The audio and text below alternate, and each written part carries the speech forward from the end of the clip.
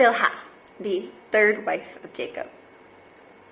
Memories are all that belong to me. Even my children were named by someone else. I've always known that.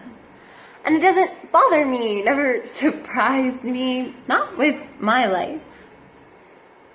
I remember the day I was bound to my mistress, the first day of the rest of my life. It was the same day she was bound to the man who'd be husband to both of us. How we both smiled. I'd never seen anyone smile at their wedding before.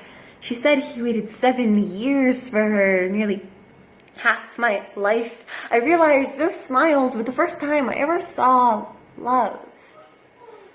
And I remember the day the first son was born to my mistress's sister. So tiny and innocent, his future laid out and undetermined, laden with so much.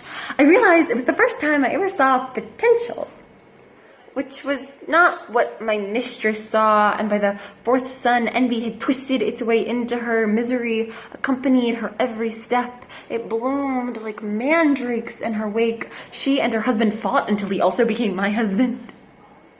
He married me the way he married twice before, under the eyes of his God, but neither of us smiled. This was duty, not love, a duty I'd expected, and he was kind enough. And he called me wife. The word washed over me in surprise, left me with goose flesh I can't quite describe. My skin tingled with it for a long time. And like I said, the boys I had were not really mine, they were my mistress's. I was the womb, the wet nurse. She even named one after her triumph. But I remember my older son's first smile.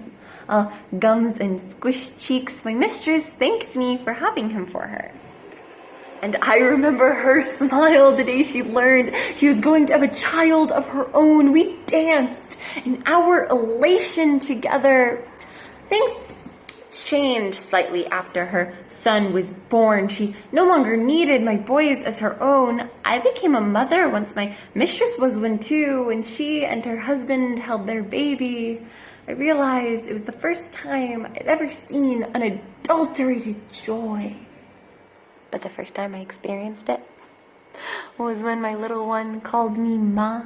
For the first time, the word wrapped around my heart like the gift it was. And yes, memories are all that belong to me, but I called him my son in reply, and I cried.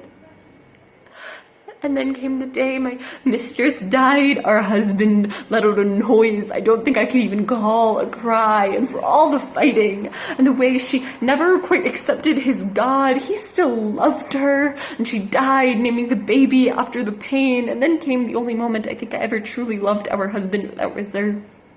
It was when he took the boy and named one of his children for the first time. It was when he undid his dead love's dying act. In that moment, I loved him. For the fact the child would not have to carry her around like that. And I realized, for the first time, the children were where my real loyalties lied. He changed after that.